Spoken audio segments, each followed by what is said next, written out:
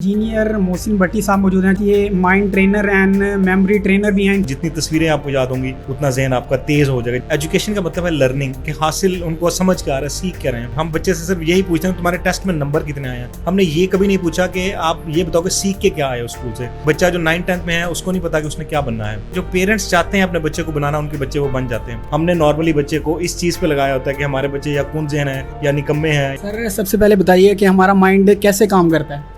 पहली बात तो ये कि थैंक यू सो मच कि आपने बुलाया, और ये बड़ा एक मेन टॉपिक है कि याद कैसे करते हैं, क्योंकि ये बेसिक प्रॉब्लम है हमारे एजुकेशन सिस्टम में।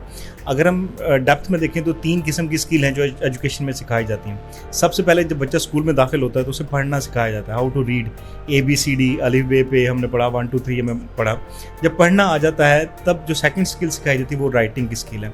लिखना सिखाया जाता है कि डॉटेड कॉपी दे दी जाती है, बच्चा लिखता है। अब पढ़ना भी आ गया, लिखना भी आ गया। तीसरी चीज़ जो है वो याद करना है। ऑब्वियसली हमने एग्जाम में जाना है तो याद करके जाना है। अब जब याद करने की बारी आए तो हमने टीचर से पूछा कि टीचर जी याद कैसे करना है, तो उन्होंने हमें कहा इसे बार बार पढ़ो, यानी कि जो पहली स्किल थी उसी के ऊपर फोकस किया गया।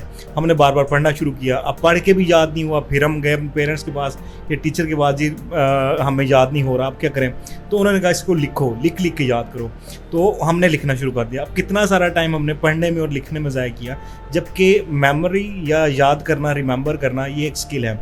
अब इसको बिल्कुल ऐसा आप समझ सकते हैं कि जैसे ड्रामा या टीवी है, वो बच्चे ने कभी उसे लिखा नहीं, कभी उसे पहली बात तो दोहराया नहीं कि मुझे याद हो जाए, और उसके बाद कभी लिखा नहीं कि वो मुझे याद रहे। लेकिन पेपर में या एग्जाम में जो भी चीज़ होती है या क्वेश्चंस हमारे होते हैं जो भी, उनको हम पढ़ते भी हैं, लिखते भी हैं, लेकिन फिर भी हम भूल जाते हैं। तो इसका मतलब हमें सिखाया नहीं गया कि कैसे हमने याद करना है। तो सिखाने के लिए सबसे ज़्यादा एक तो है कि आपको टेक्निक आनी चाहिए, समझ आनी चाहिए कि कैसे चीज़ों को मेमोराइज़ किया जाता है। उसमें जो बेस लाइन ये है कि पहली चीज़ के कॉन्फिडेंस देना है बच्चे को आपने कि आपका जहन जो है वो दी बेस्ट जहन है। हमने नॉर्मली बच्चे को इस चीज़ पे लगाया होता है कि हमारे बच्चे या कौन जहन है या निकम्मे हैं या वो पढ़ते नहीं हैं। तो ऐसी कोई भी चीज़ नहीं है, सिर्फ हमने उनको मोटिवेट करना है।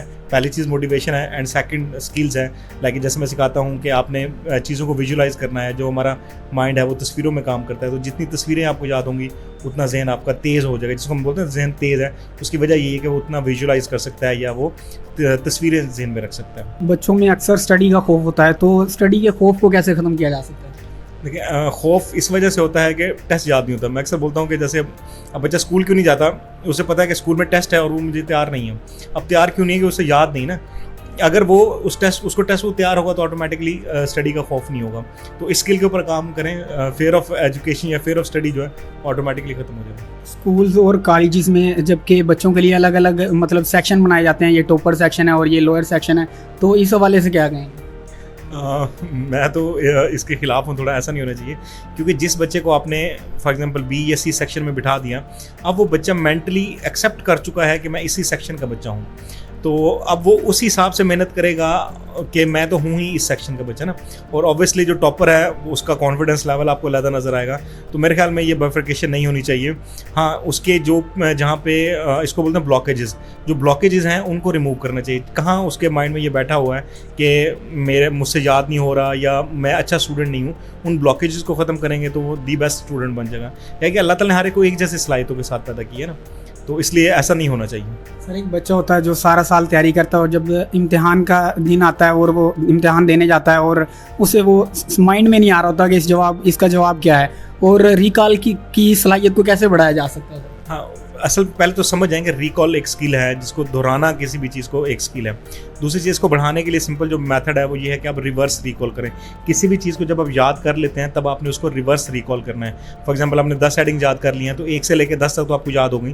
तो जब रिकॉल आपने करना है तो आपने 10 से लेकर 1 तक उनको रिकॉल करना है। लेके 10वें नंबर पर क्या थी, 9वें पे, 8वें पे एंड ऑनवर्ड जो है 1 तक आप करें।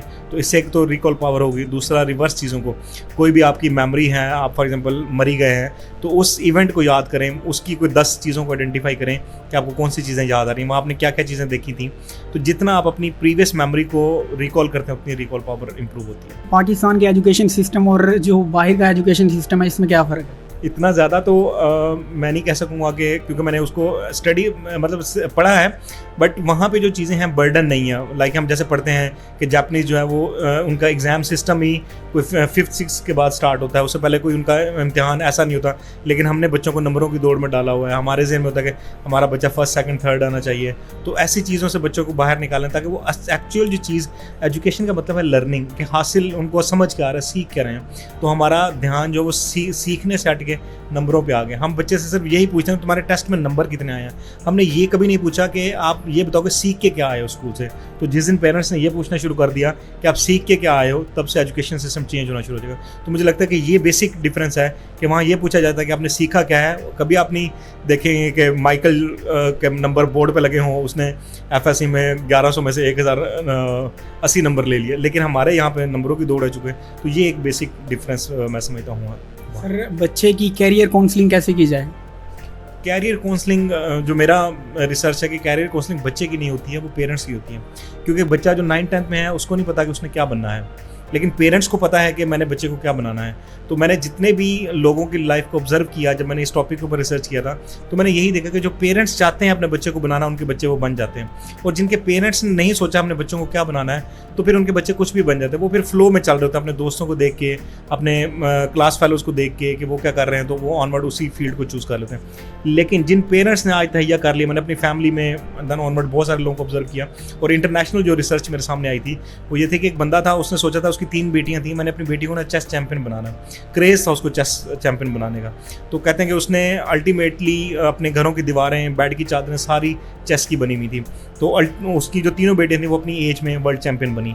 तो वहाँ से फिर मुझे समझ में आया। और दूसरा ये होता है कि जब पेरेंट्स सोच लेते हैं ना, तो रास्ते उसी तरह के बनना शुरू हो जाते हैं, आपके सामने चांसेस, मौके उस तरह के आना शुरू हो जाते हैं। मेमोरी को रिकॉल करने के लिए फिजिकल एक्सरसाइज कौन कौन सी हैं?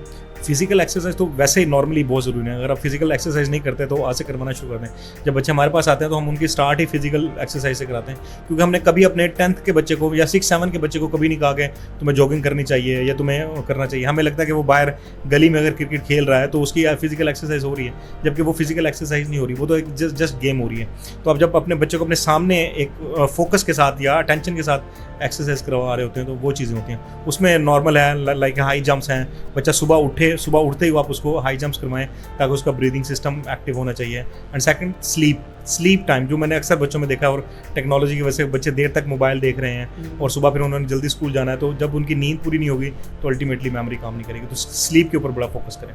सर, मुझे बताइएगा कि अगर कोई आपसे सर्विसेज लेना चाहता है तो वो कैसे ले सकता है? जी, उसमें मेरा जो प्रोजेक्ट है वो है माइंड वर्कशॉप। तो आप ऑनलाइन चूँकि अभी हम सर्विसेज दे रहे हैं, तो आप मेरी वेबसाइट है www.mindworkshop.pk, वहाँ पे जाके आपको हमारा कॉन्टैक्ट फॉर्म है, वहाँ से कॉन्टैक्ट कर सकते हैं। व्हाट्सएप है हमारा, और फेसबुक पेज और इंस्टाग्राम पेज भी आप हमारा चेक कर सकते हैं। आप जस्ट गूगल पे माइंड वर्कशॉप लिखेंगे तो आपको हमारी सारी सर्विसेज जो है वहाँ पे मिल जाएंगी। तो ये थे मेरे साथ मोहसिन भट्टी साहब, जिन्होंने हमें बहुत सी नॉलेज से आगाह किया। आप इनसे क्या क्या सीखा, अपनी राय का इजहार कमेंट बॉक्स में ज़रूर कीजिएगा। इसी के साथ अपने मेज़बान उमैर चौधरी को दीजिए इजाज़त। अल्लाह निगहबान।